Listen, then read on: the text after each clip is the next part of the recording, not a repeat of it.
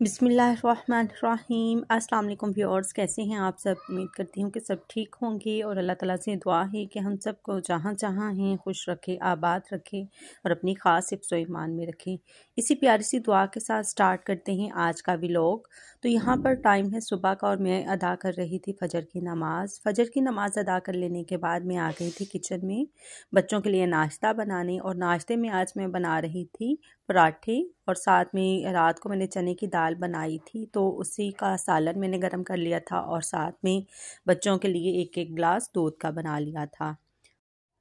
सर्दियों का मौसम है तो पराठे बड़े शौक़ से खाए जाते हैं और अच्छे भी लगते हैं सर्दियों में।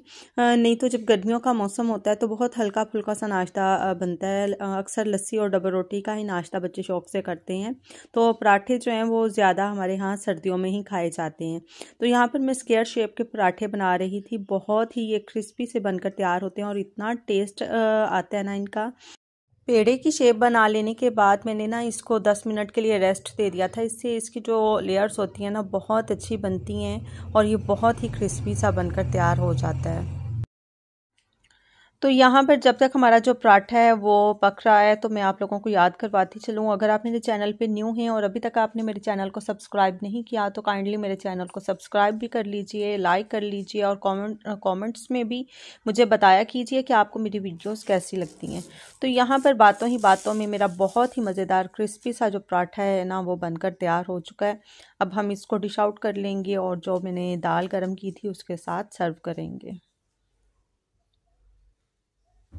नाश्ते से फ़ारिग हो जाने के बाद मैंने ये फ़िश मंगवा ली थी रात को ही, तो उसको मैंने मैरिनेट करके रख दिया था ताकि जब मैं इसको फ्राई करूं तो ये जो मसाला है ये अच्छे तरीके से इस पर लग जाए और हमारी जो फ़िश है बहुत अच्छे तरीके से तैयार हो जाए। अभी बच्चों के स्कूल से आने का टाइम था तो मैं जल्दी से बच्चों के लिए मटर और चिकन वाला पुलाव बना रही हूँ। तो उसके लिए सिंपल मैंने सबसे पहले जो प्याज थे उनको ब्राउन किया था। एक मीडियम साइज़ का प्याज था, उसको मैंने हाफ़ कप कुकिंग ऑयल के अंदर ब्राउन कर लिया था। गोल्डन ब्राउन हो जाने के बाद उसके अंदर 2 मीडियम साइज़ के मैंने टमाटर और साथ में ये मेरे पास फ्रोज़न मटर थे जो मैंने निकाल के फ्रीज किए हुए थे वो मैंने इसके अंदर डाल दिए थे। लहसुन अदरक और हरी मिर्चें जो हैं उनका पेस्ट बनाकर वो भी मैंने इसके अंदर ऐड कर दिया था। साथ में चिकन की मैंने यखनी बना ली थी तो उस यखनी में से जो चिकन के पीसेस थे वो भी मैंने निकाल कर इस ग्रेवी के अंदर डाल दिए। अब इसमें स्पाइसेस में बिल्कुल 2-3 ही डालूंगी, जैसे नमक, ज़ीरा और साथ में गरम मसाला। हाफ़ टी स्पून के करीब मैंने इसके अंदर सूखा धनिया पाउडर वो भी ऐड कर दिया था और अब इसको अच्छे तरीके से मिक्स कर लूँगी। सुरख मिर्चें मैंने इसके अंदर इसलिए नहीं डाली क्योंकि सब्ज़ मिर्चों की जो मैंने पेस्ट थी ना वो इसके अंदर तकरीबन 1.5 टेबल स्पून ऐड कर दी थी जिससे इनका बहुत अच्छा करारा सा टेस्ट आ जाएगा। इसके बाद जो यखनी मैंने बनाई हुई थी वो इसके अंदर ऐड कर दूँगी और इसको पकने के लिए रख दूँगी। तो यखनी क्योंकि हमारी बॉयल हुई थी तो इस वजह से इसको ज़्यादा टाइम नहीं लगा तो फ़ौरन इसको बॉयल आने स्टार्ट हो गए थे। तो इस स्टेज पे मैंने 1.5 ग्लास जो था ना चावलों का वो भिगो के रखा हुआ था वो इसके अंदर ऐड कर दिया था और इसको पकने के लिए रख दूँगी तकरीबन 10 से 15 मिनट के लिए। 10 से 15 मिनट जो चावल थे पके थे इसी यखनी के अंदर। तो उसके बाद जो इसका पानी है ना सारा ड्राई हो गया था तो उस स्टेज पे मैंने ना इसको दम लगा दिया था तकरीबन 15 मिनट के लिए। तो आप ये देख सकते हैं दम लगने के बाद हमारे जो चावल हैं कितने अच्छे और खिले खिले से बनकर तैयार हुए हैं। पुलाव के साथ मैंने थोड़ा सा रायता बना लिया था क्योंकि बच्चे जो है ना बहुत शौक से रायता खाते हैं पुलाव के साथ। तो बच्चे स्कूल से आ चुके थे और उनको खाना वगैरह सर्व कर देने के बाद थोड़ी देर मैंने रेस्ट किया। उसके बाद दोबारा से 4 बजे मैं किचन में आ गई थी और यहाँ पर मलाई जो थी वो काफ़ी इकट्ठी हो गई थी तो इसको मैंने दही डालकर कुछ देर इसको रख दिया था। अल्हम्दुलिल्लाह अल्लाह का शुक्र है कि हमारे एरिए में जो दूध मिलता है ना बहुत ही अच्छा मिलता है, खालिस दूध होता है तो उसकी मलाई जो है ना वो अच्छी खासी निकल आती है।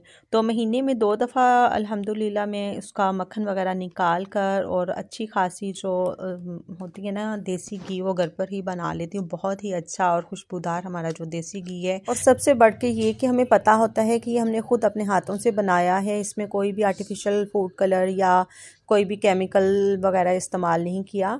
तो ये बहुत ही अच्छा खालिस सा जो देसी घी है बनकर तैयार हो जाता है। अगर इस लिहाज से देखा जाए ना तो फिर दूध की जो कीमत है वो भी कम लगती है, इतनी ज़्यादा नहीं लगती क्योंकि देसी घी अगर बाज़ार से लेने जाएँ तो वो कम से कम 2-3 हज़ार का 1 किलो मिलता है और इतना ही देसी घी हम घर पे बना लेते हैं। और जब ये सोचती हूँ ना तो फिर दूध की कीमत कम लगने लग जाती है। तो यहाँ पर मैं ना ये सिरके वाली बोतल थी, इसको रिफ़िल कर रही हूँ। ये बोतल जो है मैंने $1 शॉप से ली थी, ये बहुत ही अच्छी हैं। और ये जो साथ में जो नोज़ल्स होती हैं ना, ये मैंने दराज ऐप से ऑनलाइन मंगवाई थी। तो ये मेरी बहुत ही अच्छी सी है ना जो बोतलें बन गई थी। एक मैंने सिरके के लिए रख ली थी और जो दूसरी बोतल थी उसके अंदर मैंने ऑलिव ऑयल डाल दिया था। और यहाँ पर मैं रिफ़िल कर रही हूँ अचार का जार, जो कि ना मैं अब पहले तो एक बकेट के अंदर डाला हुआ था। अब मैंने इसको थोड़ा सा रह गया था तो मैंने सोचा इसको भी जार के अंदर निकाल के ना तो रख लेती हूँ। किचन में छोटे छोटे काम इतने होते हैं ना कि एक दफ़ा बस आप किचन में घुस जाएँ तो फिर एक के बाद दूसरा काम निकलता आता है। तो यहाँ पर बातों ही बातों में हमारा जो मक्खन था ना वो भी सारा रेडी हो गया था। वैसे क्या ही अच्छी बात हो कि अगर रियल लाइफ में भी सारे काम इतनी जल्दी जल्दी हो जाएं। देखने में ऐसे लग रहा है कि जैसे मिनटों में सारे काम हो गए हैं, लेकिन एक्चुअल लाइफ में इतनी जल्दी और इतनी ईजी काम नहीं होते। तो यहाँ पर मक्खन जो है माशाल्लाह से रेडी हो गया। अब इसको मैं पकने के लिए रख दूँगी बिल्कुल लो से फ्लेम पर। तो साथ में क्लीनिंग का काम कर लूँगी, क्योंकि जब ये मक्खन वगैरह का काम होता है ना तो ऐसे हर चीज़ चिपक रही होती है, तो इसको साथ साथ क्लीन करना बहुत ही ज़रूरी होता है। तो यहाँ पर मैंने थोड़ा सा पानी गर्म कर लिया था ताकि ये जो जग है और जिस बर्तन में मलाई वगैरह थी उसको अच्छे तरीके से ईजीली क्लीन किया जाए। तो गर्म पानी के साथ जो है ना बर्तन बहुत अच्छे तरीके से साफ़ हो जाते हैं, और जब मक्खन या घी वाले बर्तन हों वो तो ज़्यादा अच्छे तरीके से साफ़ होते हैं। तो बस ये मैं इनको जल्दी से वॉश करके रख लूँगी। कोशिश यही होती है कि बर्तन जो हैं वो मैं साथ साथ ही साफ़ करती जाऊँ, अदरवाइज़ जहाँ पे कोताही कर लूँ वहाँ पे ही बर्तनों का ढेर लग जाता है। तो फिर करना तो खुद ही होता है। इससे बेहतर है कि ज़्यादा जमा करके साफ़ करने से बेहतर है कि बंदा साथ साथ ही करता रहे। तो यहाँ पर किचन भी मैंने साफ़ कर लिया था और जो घी था वो भी हमारा ऑलमोस्ट बनकर तैयार हो चुका था। अब इसको भी मैं ज़रा इसके ठंडे हो जाने का वेट करूँगी और इसके बाद मैं इसको जार में फिल कर लूँगी। मेरी एक सब्सक्राइबर हैं, उन्होंने मुझसे पूछा था कि आपकी ये जो जार हैं ये आपने कहाँ से लिए थे, ये काफ़ी बड़े हैं, ये कोई जैम वगैरह वाले तो नहीं लग रहे, तो ये आपने जार जो हैं वो कहाँ से लिए थे।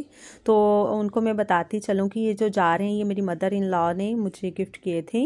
वो सक्राल जो शुगर है ना वो यूज़ करती हैं, जो सक्राल मिलती है बाज़ार से, तो वो यूज़ करती हैं। तो वो जब हो जाती है ना खाली सक्राल तो वो फिर रखती जा रही थी। तो उन्होंने तकरीबन 7 जार जो थे जब खाली हो गए ना तो उन्होंने मुझे गिफ्ट किए थे, जो मेरे लिए चीज़ें रखना जिनमें बहुत ही आसान हो गया। किचन के छोटे मोटे कामों से मैं फारिग हो चुकी थी। तो यहाँ पर जो मैंने फ़िश सुबह से मैरिनेट करके रखी थी ना उसके अंदर मैंने 2 टेबलस्पून के करीब जो बेसन था, खुश्क बेसन ही मैंने उसके ऊपर ऐसे स्प्रिंकल कर दिया था और उसको दोबारा से अच्छे तरीके से मिक्स कर लेने के बाद मैंने फ्राई कर लिया था। तो यहाँ पर वो हमारी जो फ़िश है बनकर तैयार हो रही है। तो इसकी रेसिपी जो है मैं आप लोगों के साथ ऑलरेडी शेयर कर चुकी हूँ, उसका लिंक जो है मैं डिस्क्रिप्शन में लगा दूँगी, आप वहाँ से देख सकते हैं। तो यहाँ पर हमारी बहुत ही मज़ेदार टेस्टी सी जो फ़िश है वो बनकर तैयार हो चुकी है। खाना हमने खा लिया था और बहुत ही टेस्टी हमारी जो मछली थी बनकर तैयार हुई थी। तो हमारे साथ ये होता है, बल्कि सबके साथ ही ये होता है कि जब भी फ़िश खाई जाए ना तो प्यास वगैरह बहुत लगती है। तो ऐसे में दूध वगैरह तो हम पी नहीं सकते। तो मेरा बेटा किचन में आ गया था अपने लिए ऑरेंज जूस बनाने के लिए। तो बस वो अपने लिए ऑरेंज जूस बना रहा था। तो यहाँ पर मैं व्लॉग का एंड करूँगी। इंशाल्लाह दोबारा हाजिर होंगी एक नई व्लॉग के साथ। जाने से पहले आपको याद करवाती चलूँ कि अगर आप मेरे चैनल पर न्यू हैं और अभी तक आपने मेरे चैनल को सब्सक्राइब नहीं किया तो काइंडली मेरे चैनल को सब्सक्राइब कर लीजिए और साथ में बेल आइकन को ज़रूर प्रेस कीजिएगा। इससे आने वाली तमाम वीडियो की नोटिफिकेशन आप तक जल्द से जल्द पहुंच जाएगी।